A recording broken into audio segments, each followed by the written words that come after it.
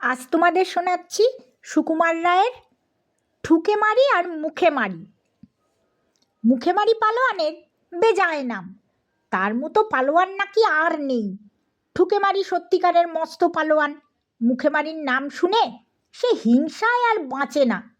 শেষে একদিন ঠুকে মারি আর থাকতে না পেরে কম্বলে 90 মণ আটা বেঁধে নিয়ে সেই কম্বল কাঁধে ফেলে মুখে মারির বাড়ি রওনা হলো। পথে এক জায়গায় বড্ড পিপাসা আর খিদে পাওয়ায় ঠুকে মারি কম্বলটা কাঁধ থেকে নামিয়ে একটা ডোবার ধারে বিশ্রাম করতে বসলো। তারপর চোঁ চোঁ করে এক বিষম লম্বা চুমুক দিয়ে ডোবার অর্ধেক জল খেয়ে নিয়ে বাকি অর্ধেকটাই সেই আটা মেখে নিয়ে সেটাও সে খেয়ে ফেললো। শেষে মাটিতে শুয়ে নাক ডাকিয়ে ঘুম দিল। সেই ডোবাতে একটা হাতি রোজ জল খেতে আসতো। সেদিনও সে জল খেতে এলো। ডোবা খালি দেখে তার ভারী রাগ হলো। পাশেই একটা মানুষ শুয়ে আছে দেখে সে তার মাথায় দিল গোদা পায়ের এক লাথি। ঠুকেমারি বলল, ওরে মাথা টিপেই দিবি যদি একটু ভালো করে দে না বাপু। হাতির তখন আরও বেশি রাগ হলো। সে সুরে করে ঠুকেমারিকে তুলে আছাড় মারতে চেয়েছিল, কিন্তু তার আগেই ঠুকেমারি তাড়াক করে লাফিয়ে উঠে হাতিমশাইকে থলের মধ্যে পুরে রওনা হলো। খানিক দূরে গিয়ে সে মুখেমারির বাড়িতে এসে হাজির হলো আর বাইরে থেকে চেঁচাতে লাগলো, কই হে মুখেমারি, ভারী নাকি পালোয়ান তুমি? সাহস থাকে তো লড়ো না এসে। শুনে মুখেমারি তাড়াতাড়ি বাড়ির পিছনে এক জঙ্গলের মধ্যে ঢুকে পড়ল। মুখেমারির বউ বললে, কর্তা আজ বাড়ি নেই, কোথায় যেন পাহাড় ঠেলতে গিয়েছেন। ঠুকেমারি বললে, এটা তাকে দিয়ে বলো যে এর মালিক তার সঙ্গে লড়তে চায়। এই বলে সে হাতিটাকে ছুঁড়ে তাদের উঠোনে ফেলে দিল। ব্যাপার দেখে বাড়ির লোকের চক্ষু স্থির, কিন্তু মুখেমারির শেয়ানা খোকা হেরে গলায় চেঁচিয়ে উঠল, ও মা গো, দুষ্টু লোকটা আমার দিকে একটা ইঁদুর ফেলেছে, কি করি বলো তো? তার মা বললে, কিচ্ছু ভয় নেই, তোমার বাবা এসে ওকে উচিত শিক্ষা দেবেন। এখন ইঁদুরটাকে ঝাঁট দিয়ে ফেলে দাও। এই কথা বলা মাত্র ঝাঁটার ঝটপট ঝটপট শব্দ হলো, আর ছেলেটা বলল, ওই যা, ইঁদুরটা নর্দমায় পড়ে গেল। ঠুকেমারি ভাবল, যার খোকা এরকম সে নিশ্চয়ই আমার উপযুক্ত জুড়ি হবে।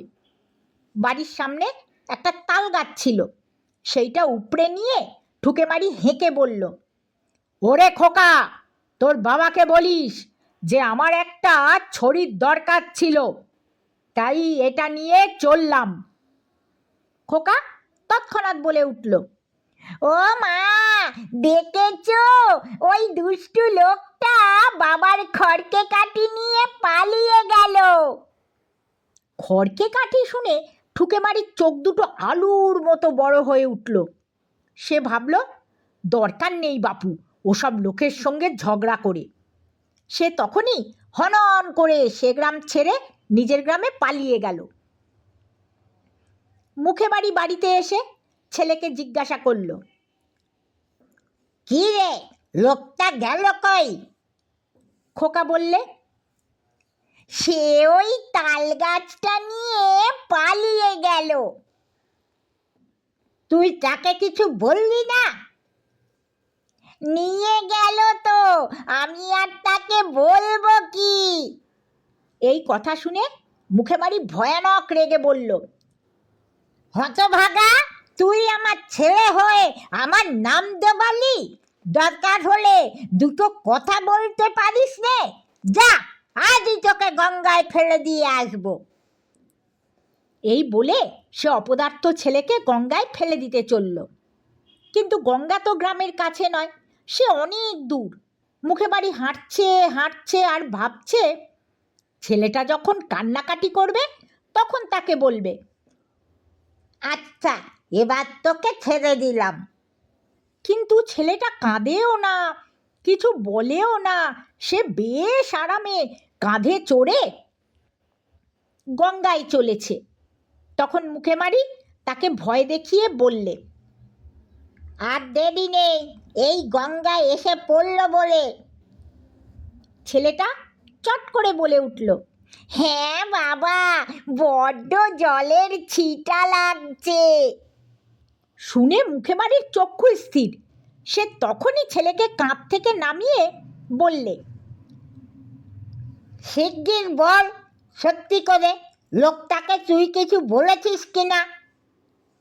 ছেলে বললে, ওকে আমি কিছু বলিনি, আমি শুধু মাকে চেঁচিয়ে বললাম দুষ্টু লোকটা বাবার খড়কে কাটি নিয়ে পালিয়ে গেল।